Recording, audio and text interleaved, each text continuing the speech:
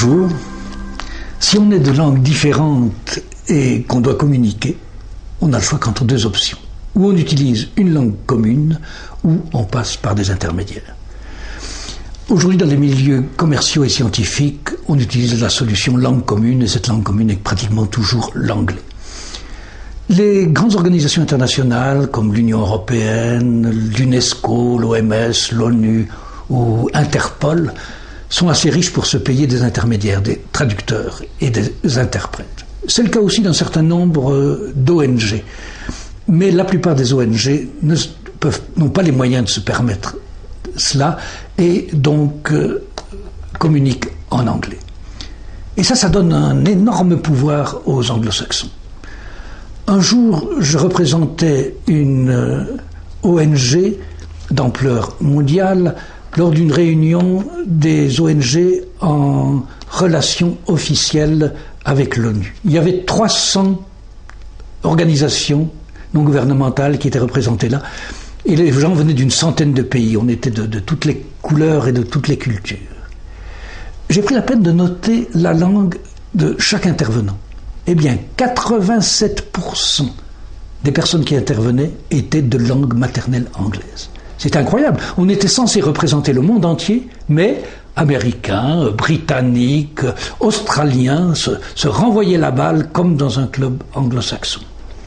Autrement dit, les ONG qui étaient là avaient confié le soin de défendre leur point de vue à des représentants d'une seule culture, d'un seul groupe de pays. Ça leur donne un pouvoir extraordinaire. Et j'ai trouvé ça fort peu démocratique. L'autre solution que la langue commune, c'est évidemment les intermédiaires. Et nous vivons dans une société qui n'aime pas beaucoup les intermédiaires humains. Elle essaye toujours de trouver un truc, un machin, un appareil qui remplacera l'être vivant. Mais dans le domaine des langues, il y a une sorte de barrière infranchissable qui rend vain ses espoirs.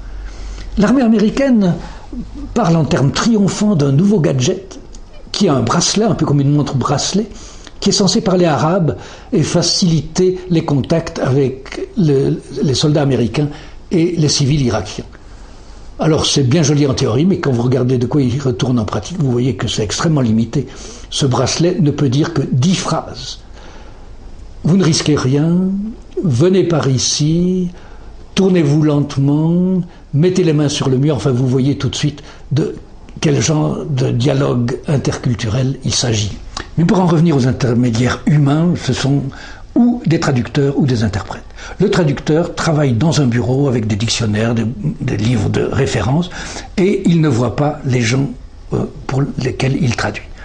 L'interprète, lui, est en général dans une cabine où il redit dans un micro un discours qui lui arrive par les écouteurs dans une autre langue. Ce sont deux activités extrêmement différentes, parce que le traducteur, par exemple, est un détective. Il doit faire des recherches pour pouvoir donner une traduction exacte de son texte. Pour vous citer un exemple, je me souviens d'un texte médical que je traduisais un jour, et il était question d'une épidémie qui avait eu des caractéristiques tout à fait particulières et qui s'était déroulée pendant la guerre du Pacifique.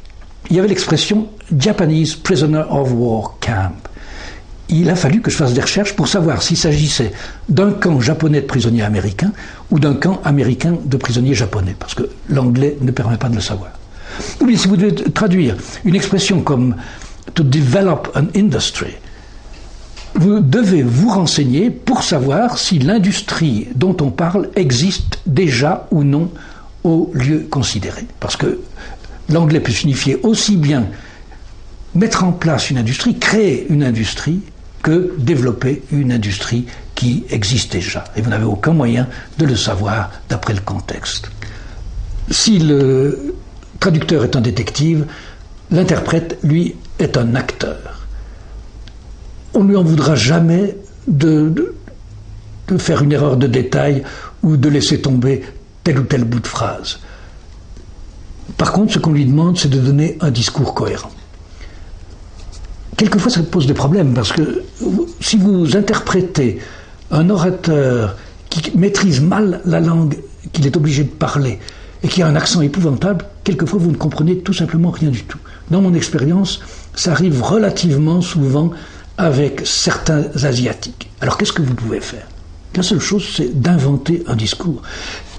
Théoriquement, disons, l'honnêteté intellectuelle exigerait que vous disiez dans votre micro « Excusez-moi, je ne peux pas traduire, l'orateur s'exprime trop mal ». Mais c'est pas possible. Vous ne pouvez pas dire ça, ce serait lui faire perdre la face. Et ça ne rendrait service à personne. Alors, on essaye de comprendre un mot par-ci par-là, et on brode, ou bien on invente quelque chose, ou le tout c'est de parler avec assurance. De temps en temps, on se tire d'affaire en mettant une phrase tout à fait passe-partout, du genre « tout dépend de la façon dont on considère la chose par rapport à l'idée qu'on s'en fait ». Je vous disais que l'interprète est un acteur, et comme tous les acteurs, il s'identifie au personnage qu'il incarne. Alors quelquefois, ça peut poser des problèmes. Je me souviens d'une situation, dans une séance où le délégué d'un pays avait parlé en termes extrêmement violents, extrêmement injurieux d'un autre pays. Alors évidemment, immédiatement, le représentant de cet autre pays a demandé la parole pour répondre. Mais il était tellement indigné, tellement ému qu'il en bégayait. Il a dit « Mr. Chairman, my government ». Et l'interprète, spontanément, probablement sans se rendre compte, a dit « Monsieur le président, mon gouvernement ». Alors, le pauvre garçon, on ne lui a pas renouvelé son contrat. C'était un indépendant qui travaillait au contrat, sous prétexte qu'il s'était moqué de la personne qui parlait. Moi, je ne pense pas que ça a été une moquerie volontaire. Je crois que c'était simplement, il était totalement identifié, il jouait le rôle. Ou bien je pense à une jeune femme qui était une excellente interprète, mais qui a eu des ennuis parce qu'elle imitait parfaitement le ton de l'orateur. Alors quand vous aviez quelqu'un qui prononçait un discours plein de haine, qui disait par exemple « Enfin, ce gouvernement de salauds, de sadiques, qui se fiche royalement du nombre de victimes que produisent ces agissements », elle redisait, dans l'autre langue, la même phrase sur le même ton. Elle n'aurait pas dû. Les principes de la profession veulent qu'on dise ce gouvernement de sadiques, de salauds, qui se fiche royalement des victimes, etc. On a toujours une grande admiration pour les interprètes. On se dit, enfin, c'est extraordinaire. Ces gens qui entendent un discours dans une langue et qui, en même temps, le redisent dans une autre langue, sans rien confondre, c'est extraordinaire, c'est magique. Alors que les traducteurs, eux, on les ignore complètement. Quand les délégués arrivent à la séance du matin à 9h et qu'ils voient sur leur pupitre tous les documents dans la langue qu'ils ont demandé, il ne leur vient même pas à l'esprit qu'une équipe de traducteurs a travaillé pour eux toute la nuit. Le traducteur est un domestique qui passe inaperçu. Une chose que le grand public ignore, et même d'ailleurs tous les participants à ces séances, c'est que les interprètes, pour mettre un petit peu de gaieté dans des réunions ennuyeuses, pratiquent certains jeux. Un de ces jeux consiste à parier à celui qui arrivera le premier à placer un mot défini avant. Un jour, ce mot, c'était « chameau ». C'était une réunion technique et les interprètes se désespéraient, voyaient la fin de la séance arriver sans avoir pu parler de chameau.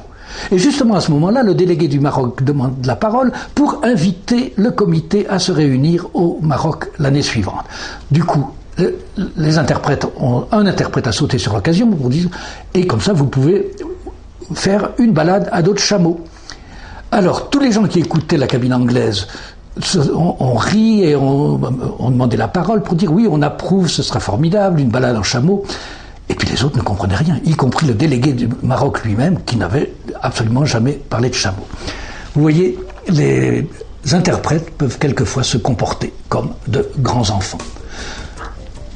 Bon, la fois prochaine, nous quitterons ce monde anecdotique pour parler de ce que tout ça coûte aux contribuables et aux clients.